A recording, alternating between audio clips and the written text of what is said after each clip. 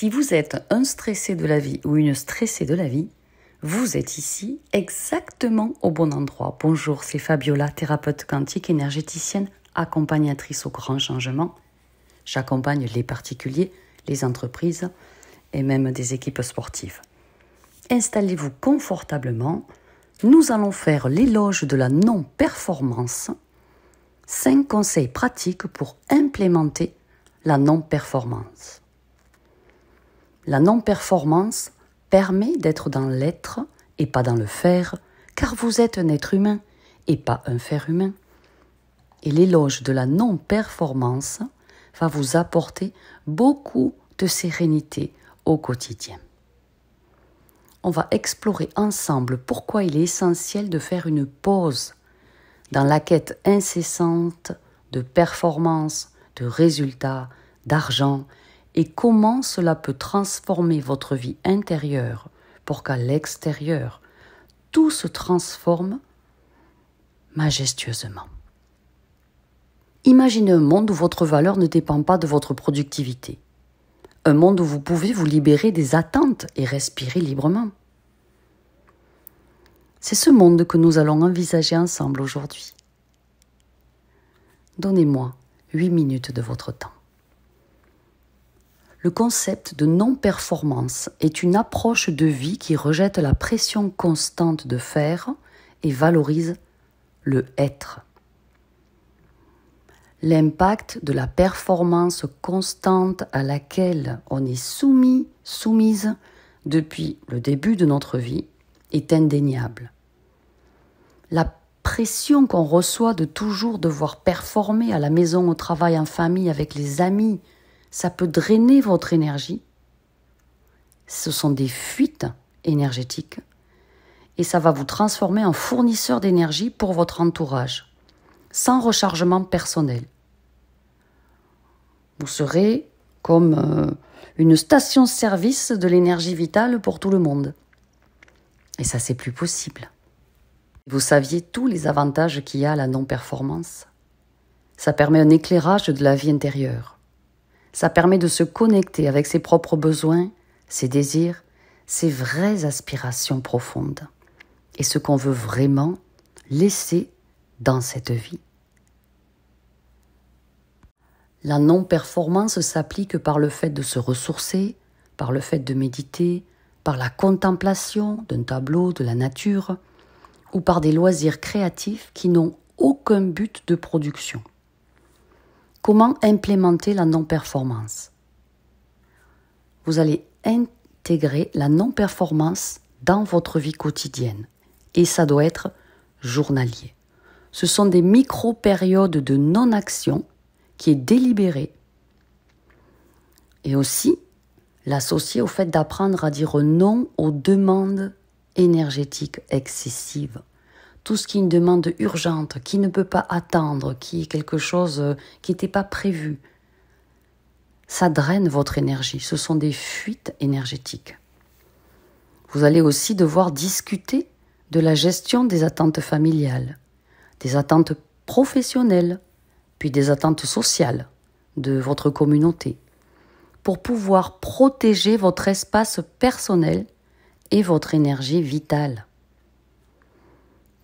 Là, on est à la fin de la semaine, donc je vous propose de prendre 2 heures avant la fin de la semaine pour expérimenter la non-performance. Vous me laisserez un commentaire sur votre expérience personnelle et vous pourrez même partager la vidéo pour aider à diffuser ce message important. Souvenez-vous toujours que votre valeur ne réside pas dans ce que vous faites, mais dans qui vous êtes.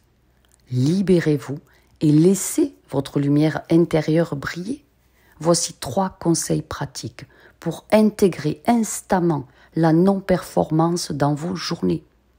Vous allez favoriser une vie plus équilibrée et centrée sur votre épanouissement personnel, c'est-à-dire que vous serez la station-service énergétique de vous-même. 1. Planifier des périodes de non-action. Comment faire ? Bloquez des plages horaires spécifiques dans votre agenda pour vous donner la possibilité de faire des activités qui ne sont absolument pas axées ni sur le gain d'argent, ni sur la productivité. Ça peut être de la lecture plaisir, une promenade pour vous aérer, vous oxygéner le cerveau, ou simplement vous asseoir sur votre terrasse, tranquillement, sans personne autour, en silence. L'important, c'est de choisir des moments où vous ne cherchez pas à accomplir ou à terminer quelque chose. Pourquoi ça va vous aider? Ça vous permet de décompresser mentalement, physiquement, émotionnellement. Tous vos corps vont vous dire merci. Vous allez réduire votre stress et vous allez augmenter votre conscience et votre appréciation du moment présent, qui est la seule réalité qu'on vit vraiment. Deuxième point, cultiver la pleine conscience dans les tâches quotidiennes. Comment faire? Eh bien, quand vous pratiquez la pleine conscience en vous centrant pleinement sur les tâches banales, faire la vaisselle, cuisiner, se brosser les dents. Quand vous vous brossez les dents, pensez au fait de se brosser les dents. Quand vous vous douchez, ayez la sensation du corps, des membres, de l'eau qui coule sur vous. Évitez de penser à vos tâches à venir, à ce que vous devez faire dans 2 heures, dans 3 jours ou dans 6 mois. Et évitez de multitâcher. On ne se lave pas les dents en étant sous la douche et en faisant en même temps la vaisselle. Une chose après l'autre. Soyez entièrement présent dans l'activité en cours. Pourquoi ça aide? Eh bien, cette pratique vous aide à rompre avec le cycle constant de la productivité et le fait d'être tout le temps multitâche et d'avoir un brouillard mental épais. Ça permet de trouver de la valeur, un sentiment de paix dans les actions les plus simples, les plus utiles, les plus basiques. Vous allez réduire votre anxiété et augmenter votre satisfaction personnelle.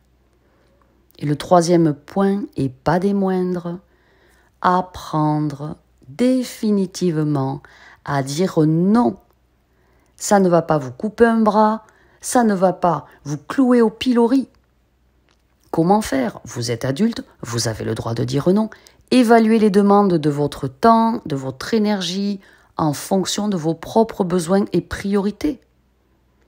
Si les gens ont besoin de votre temps mais que vous en avez besoin pour vous, dites non.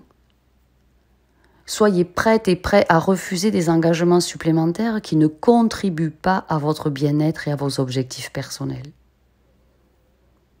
Alors oui, vous pouvez le faire avec des réponses respectueuses, sans vous justifier. Non merci, non pas encore, non pas maintenant, non je ne peux pas, non plus tard.